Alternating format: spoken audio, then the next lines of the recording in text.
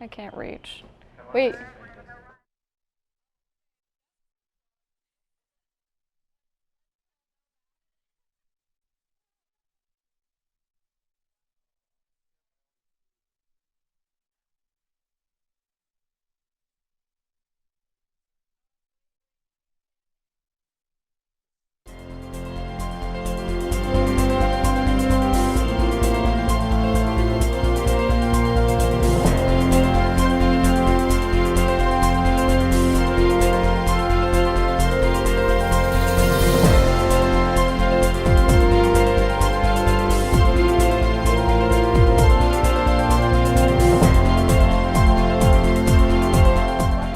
Edition of the Dixie Sun News at Noon. I'm Hannah Hickman. And I'm Sarah Richardson. Thanks for tuning in. DSU will continue requiring masks in institution buildings. Even though the statewide mask mandate will be lifted April 10th, President Williams confirmed campus will continue to impose certain COVID restrictions and require masks until the end of spring 2021 semester. To see how students feel about wearing masks on campus, Dixie Sun reporter Christy Harris has more. The Utah State Legislature has passed a bill that will lift the mask mandate on April 10th. While we don't know how this will affect DSU yet, students expressed their thoughts about it. I'm sitting nowhere near people in most of my classes. So, I think that they've done a good job at separating everybody and making sure that we do have the correct amount of distance between us, that we should be fine without them, I think. I think it should be more up to the school and like how the students feel, because I feel like the mask mandate is definitely like for the comfort of the people and like them knowing that they feel safe. And maybe it is easier to just be consistent throughout a semester of like keeping what they've just done the whole semester than having no masks next semester. Maybe that's easier. I believe like if cases are declining, I don't see a problem with trying to go back to a normal life. Students also expressed their excitement about the change. Going back to how school was before, more lively updates and more activities we could do without having our face covered. Just being together as like a group, just being interactive and actually being in person would be really nice, and I believe a lot of students have been craving for it. It's important socially for kids to see the people around them and the friends they're making, and I think if that could be changed as soon as possible in the college setting, I think that would be really beneficial for them. However, students agree that things won't quite be back to normal because not everyone will feel comfortable going mask-free right away. I believe that there's be some students that would hesitate being around other students, but I believe the overwhelmingly majority would love it and would like to be together, and you would see a lot more activities. I feel like they'll be cautious because we still don't know like who might still carry what. I'm just curious to see how teachers would react to students in a classroom that may want to not wear a mask and teachers and students that do want to wear a mask, and so I'm kind of curious on that dynamic. For Dixie Sun News, I'm Christy Shields. Hopefully with the mask mandates lifted, students, especially freshmen, can start to get that real college experience. Right, there's only about a month left in this current semester, so pretty soon things are going to change no matter what. So, DSU's dance programs are showing a new way to hold a concert. The performances led attendees on what they call a walking gallery of dance. Visitors are taken to spots around campus to watch all kinds of dancers perform. There are 2 more performances tomorrow at 6 and 7:30 p.m. D-Week celebrations are right around the corner. Monday will start with a coloring contest and Brooks's birthday bash. Tuesday, the D-Queen pageant will be held in the Cox Auditorium at 7:30. Wednesday, there will be a drive-in movie. Thursday, a powder puff game. And Friday, there will be a great race and carnival. To find the full list of events, head to dixie.edu/D-Week. Universities in Utah increase tuition every year by 2% on average. DSU is raising tuition for the 2021-2022 school year by 3.53%, the greatest gain in the state. A statement released by DSU says the increases are necessary to provide the same experiences other state institutions provide. Although SUU is lowering their tuition this year, DSU still holds the status for the least expensive university in the state. Campus View Suites 2 are getting closer to being ready for students. Campus Housing is already accepting applications for students who want to live in the new building in fall 2021. Campus View Suites 2 will have a variety of private and shared rooms with the option to have a 3-person suite. Roommates can be hard to deal with at times. On-campus residents share their past roommate experiences and tips on how to avoid potential roommate conflict.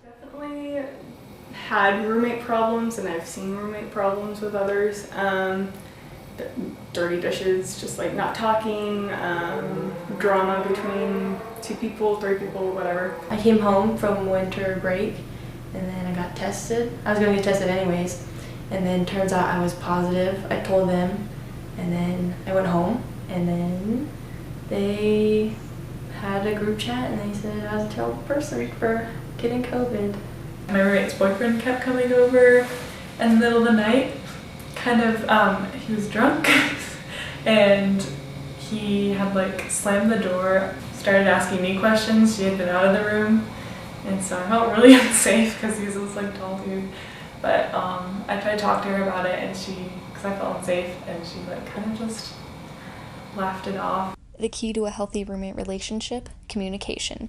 Students suggested that having open communication with their roommates helped to alleviate potential problems in the future. A way to get over it, as a psych major, like I've taken classes and we've learned like talk about it, don't accuse, like actually sit down and have conversations. Communication is a big thing and it's really important, except with them there was no communicating. It's once they had the bad image of you, they didn't want to communicate and they shut the door in your face. So open communication is really important. Always firstly communicate with them, for sure. Take time to talk with your roommates. Having open communication is the key to a healthy roommate relationship. The Name Change Committee has wasted no time getting together to start the name change process. The 19-member committee had a town hall meeting on Tuesday to get input from the community. The committee will continue to host a series of town halls and surveys, then submit the final name choices to the Board of Trustees in June. DSU mourns the passing of a faculty emeritus member. Dr. Ron Garner passed away over the weekend. Garner dedicated 54 years to teaching and was one of the longest-serving state employees in Utah's history. Garner was the founder of the Southwest Symphony, serving as its musical director and helped to create the music department we have on campus today. Our condolences to his family and friends. Healthcare options are expanding in southern Utah. Steward Healthcare has announced that they will be building a new hospital in Washington. The healthcare company will break ground in July and hope to be open by October 2023. The population of St. George is expected to double in the next 40 years, making the hospital crucial in creating enough medical resources to serve the community. With having this extra hospital and staff, it definitely helps the community in a way that I think is needed right now, especially with the pandemic, so we'll see how that goes. Oh, definitely, and we have a huge nursing program down here at Dixie State University, so I'm sure that'll help our program as well. After the break, I'll be showing you the best ways to celebrate April Fool's Day, pranks. Stay tuned. How does one become a trailblazer? It happens through pushing, through stretching, through shattering the norm.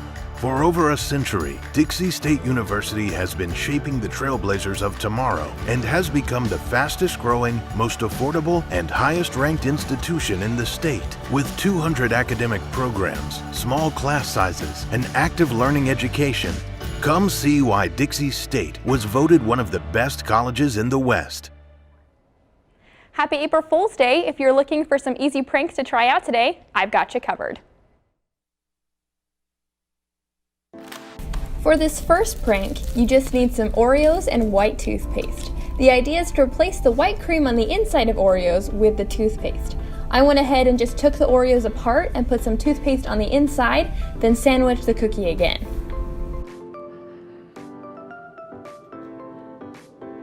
And then something like this should be your final product. So, everyone on Pinterest said this prank was super easy. It's not super hard, but it is a little harder than I thought it would be to not break the cookie when you're trying to open it. So be aware of that.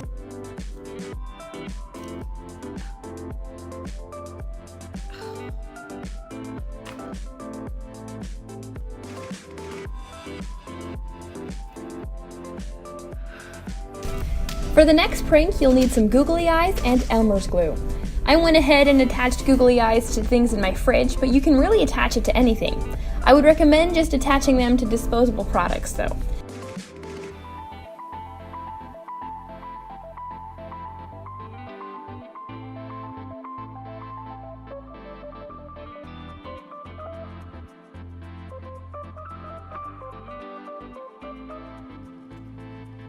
After I did the fridge, I had extra, so I figured I would go ahead and attach them to some products in the bathroom.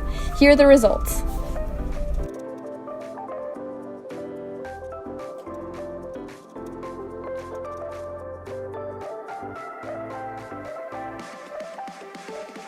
For my last prank, you only need some uncooked pasta and your toilet. All you have to do is put some uncooked pasta underneath the toilet seat, try to keep them hidden, then when your unsuspecting victim sits down, there's a loud crunch. I hope that gave you some good ideas. Have fun pranking, Trailblazers. Next up, Michael with sports. Beyond the park you know, exists a world you don't. A world that is greater. Greater than just one passion. Greater than just one adventure. Greater than just one moment. Come to where life is greater. Come to Greater Zion.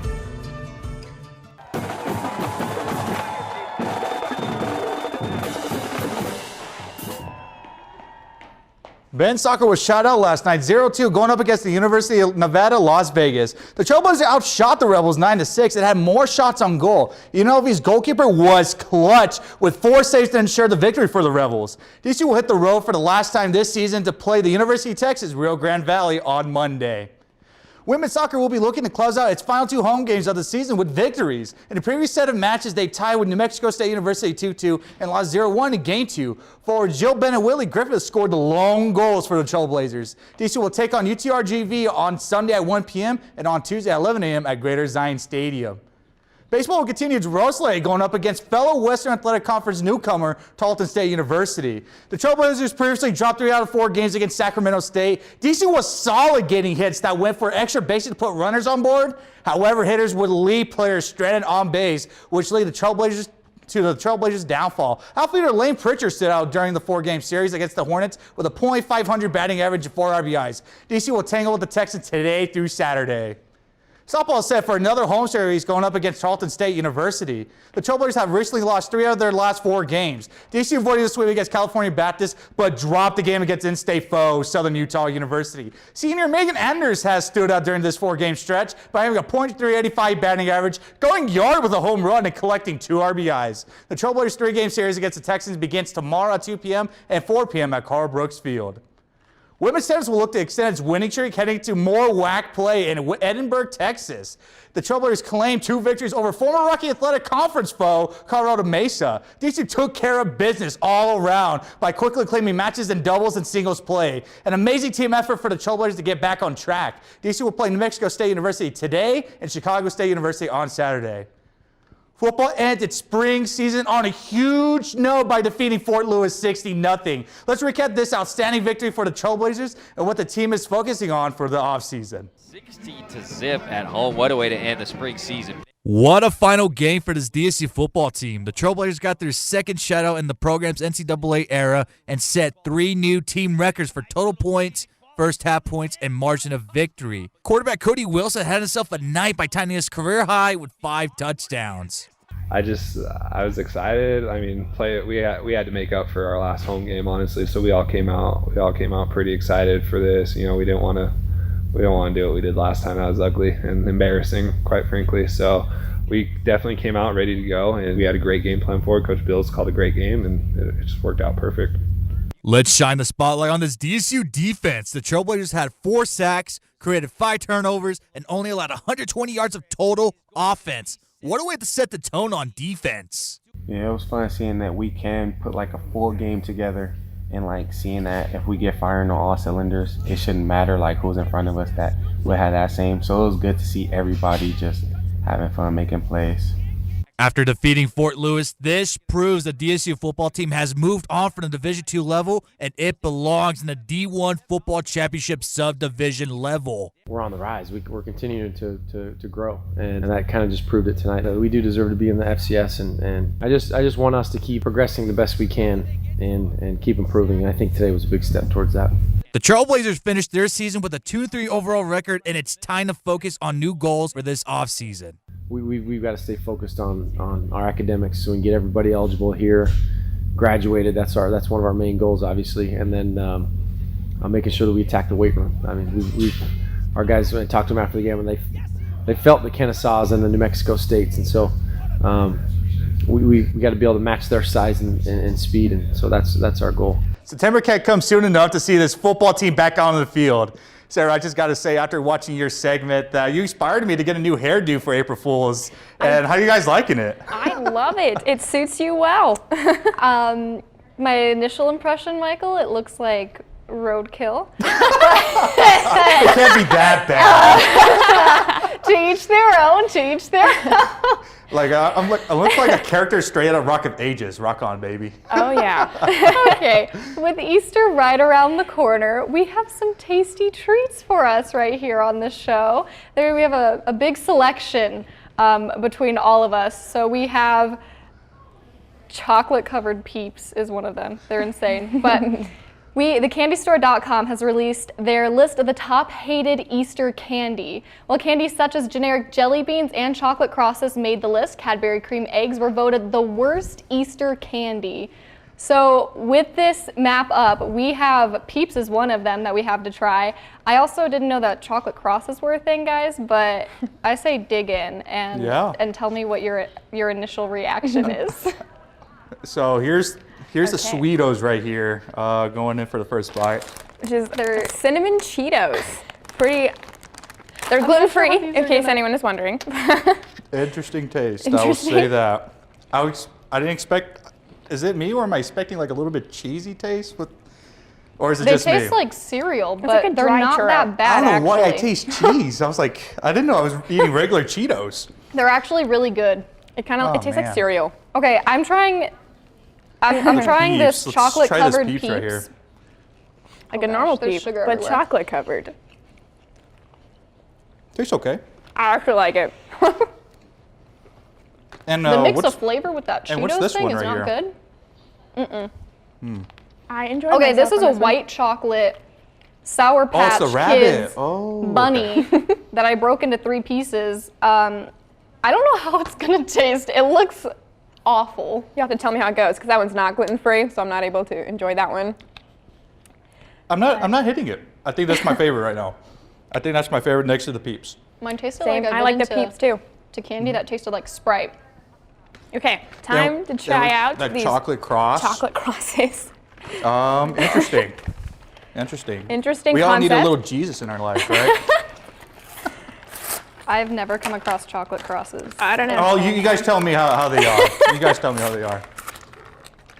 Oh, my word. I'm gonna take another bite of this. The I real, think this is the real treat really is good. getting this You open. really like the Okay, Hey, that's my favorite.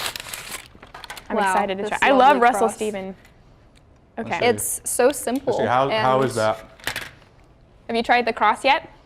No, I'm letting you guys try it. Letting us go first. It tastes like a Tootsie Roll. A It tastes Tootsie Roll, exactly like okay. a Tootsie Roll to me. Okay, that's surprising. And that's on the most hated? I guess people don't like Tootsie Rolls, I guess. Interesting. Yeah, very These were all interesting. interesting combinations. They were. I'm really glad that we had the opportunity to try these out. Yeah.